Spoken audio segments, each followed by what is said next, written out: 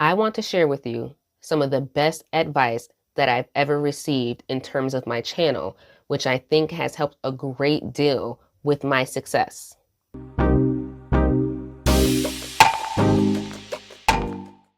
What's up, y'all? Welcome to In Essence, where I'm building my financial freedom dream from scratch, and I'm waiting on you to build your dream with me. Do you have your notes ready? Because I have asked and you have answered, and we're about to get into these watch hours. In order to join the YouTube Partner Program, you either need 3,000 watch hours or 4,000 watch hours. And I already break down the difference here, so if you haven't watched that already, go ahead and give that a try. So there's one very important thing that I need to point out when it comes to watch hours.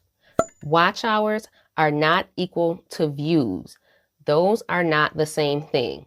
It literally adds up to the amount of time that people are watching. So 10,000 people could view your content, but let's say all 10,000 of those people only watch for 1 minute. Then all you've got is 10,000 minutes in watch hours, not 10,000 hours. When looking at your channel analytics, there is a spot where you can see your audience retention, and that will tell you how long or what percentage of time that your audience is watching your content. On average, people tend to watch about 50% or less of your videos, and that is really one important factor to know. So you can have 10 videos that are all up to 1 hour long, but on average, people are not watching from start to finish. They're probably watching less than half of that video. So that's something that you have to take into account. Take a look at this video from my channel. Note the length of the video compared to how much people are actually watching of the video. And that's something to pay close attention to because your goal is to raise that percentage as high as you can. Before we really get into things, I need you to listen carefully. I know a lot of you are really honing in on your YouTube Shorts creation. While that is a great way to earn a lot of subscribers, just know that any views that you get on your YouTube Shorts do not count towards your 3,000 or 4,000 watch hours.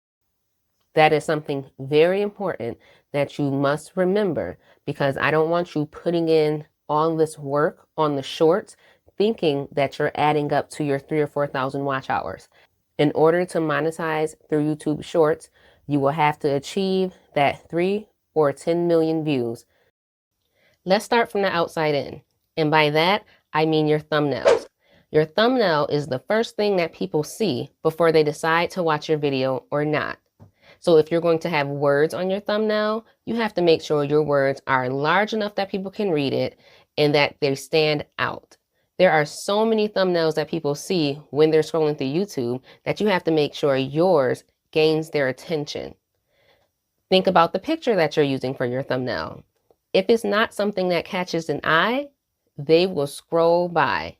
So make sure your picture and your words stand out so that someone can see it and say, wow, that just popped up. I think I'm going to click it. As I've mentioned before, I have my kids channel called Lola Baby Sensory. When I look into the analytics for Lola Baby Sensory, I can see the most used keywords that people use when they search that leads them to my channel. And those keywords for that channel are baby sensory. So I make sure within each one of my titles, I include the words baby sensory. The same goes for this channel. I use titles by keywords that I think that people who are looking for these kind of topics will search for when they're trying to find a video like mine. So for instance, if you have a channel all about farming and you're trying to reach an audience that is into farming, you might not want to name the title of your video, How My Dog Likes to Take a Bath. Because when they see that, they won't think to press on it because they're looking for something related to farming. So you would want to use keywords that include maybe farm or homestead or whatever kind of keywords you think your audience will want to find. So if your video is on the longer side and you're breaking something down or you have a lot of steps that you use, you can add chapters, or even YouTube can automatically create the chapters for you so that when viewers come to your video, they can skip around to the parts that they care about the most. Because we already know it's not likely that many people will watch the video from start to finish, so let them see what they're looking for. Overall, this can help to increase your watch hours because if they're starting at the beginning of your video and after a few minutes they don't hear what they're looking for, they might leave. But if they're looking through your chapters and they see, oh, they do have a chapter on what I'm looking for, it will lead to increased watch hours because then they'll stick around for what they're looking for. Let's use my first video for example. When I look at my analytics, there is a clear spike that people are jumping to in the video. The video is called How Much I Made. Of course, they're jumping to see how much I made.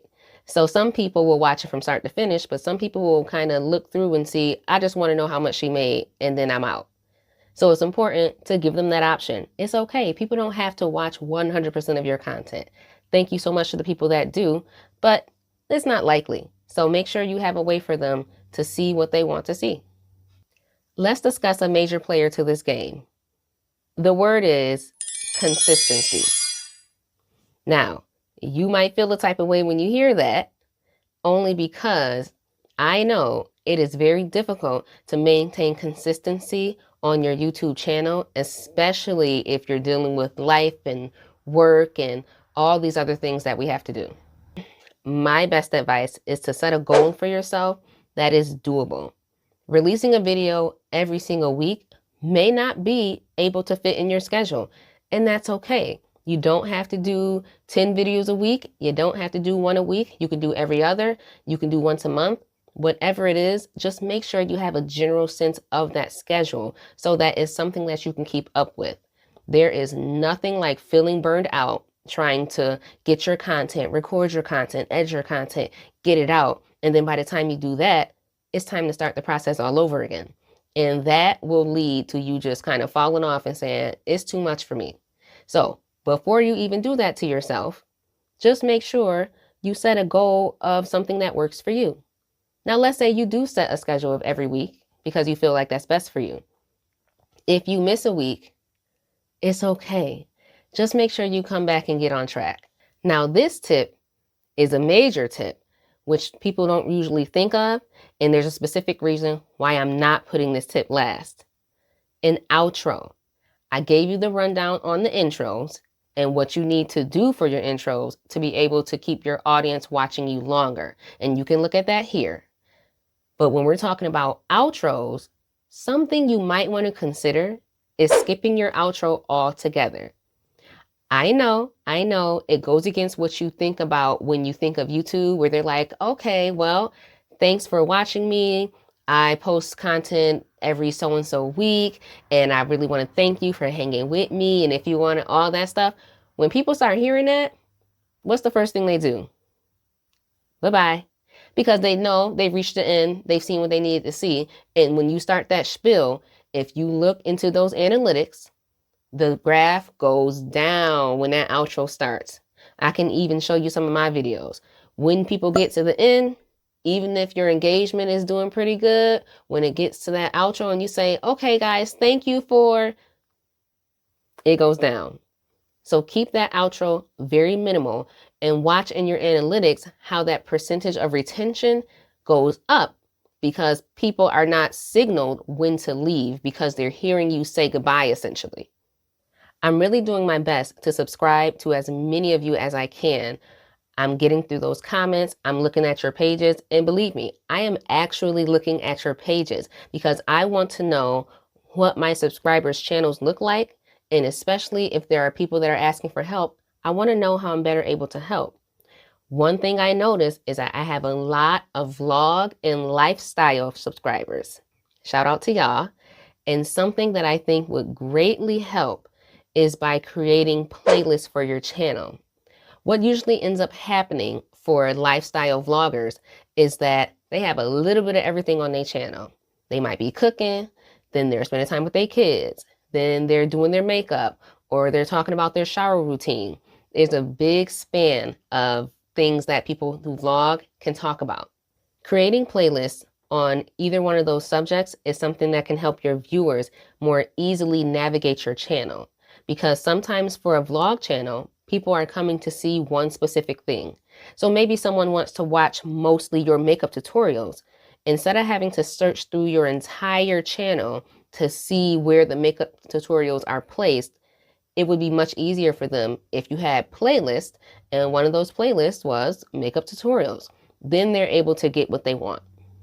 Even if you're not a channel that vlogs, if you have different kinds of content, try and set some playlists up for people to watch your different kinds of content specifically.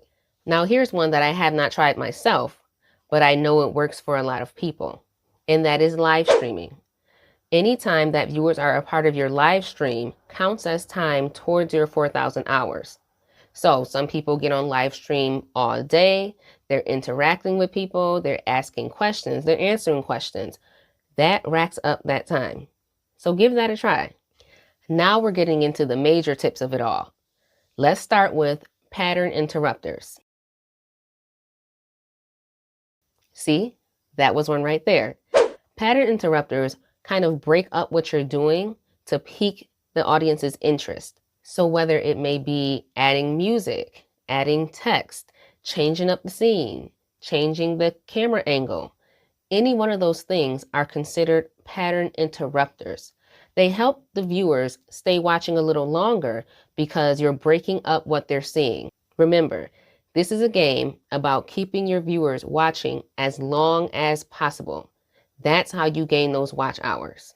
You want to make sure you add them at natural places and at the right time so that people do not feel stressed out and they want to continue watching. If things switch up too much, that will lead to people leaving your video. Look at this list of pattern interrupters. Which of these do you think would work best for your channel? Okay, write this word down. Engagement. Engagement is so big for your channel. If someone is commenting on your channel, make sure you respond to that comment. Get familiar with the community section of your channel. Ask questions, write posts, share things. It's really important to build a relationship with your subscribers and even people who are not your subscribers, because those are the people that will keep your channel going. Engagement is not only important for the YouTube algorithm to figure out where they're going to place your channel, but it's also really big to retain those viewers.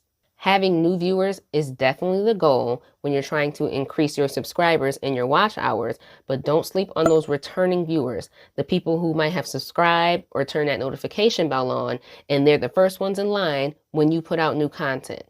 Yeah, I see you. I appreciate you. Engagement is one of the most important things that I focus on when it comes to my channel. I do my best to get through as many comments as I can so that I can respond, so I can connect. I want to subscribe to your channel. I want you to update me if you created a kids channel. Shout out to you. Yes, I'm talking to you.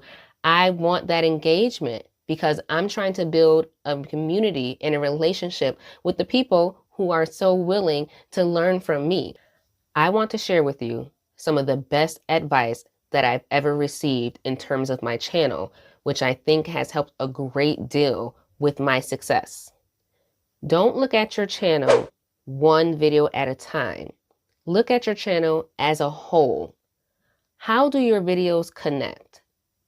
How can you reference your content within your other content? Are they watching one video and they're leaving? Or when they watch one video, are they somehow led to another video of yours, which leads them to another and another?